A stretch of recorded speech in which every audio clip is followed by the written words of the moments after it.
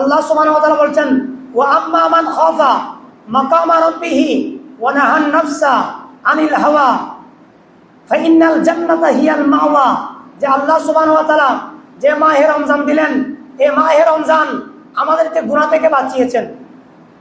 আমাদেরকে বলতে হয় নাই, হে আব্দুল্লাহ, হে আব্দুর রহমান, তুমি এই গুনার কাজ করিও না, এ কথা বলতে হয় নাই। আমি যখন দিনের বেলায় রোজা রাখলাম, গুনাহ আমার সামনে উপস্থিত, কিন্তু আমার আকল বলছে, আমার ঈমান বলছে আমি তো রোজা রেখেছি, আমি তো রোজাদার। তা আমি রোজাদারের কাছে তো আমি তো আল্লাহর কাছে বড় ইজ্জতওয়ালা, সম্মানিত। আমি কিন্তু গুনাহ করব? আমি গুনাহ করব না।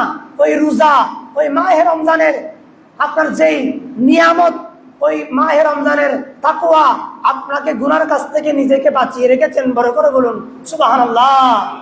তাহলে মাহে রমজান আমাকে একথা মেসেজ দিয়েছেন যে রোজা রাখলে গুনাহ করা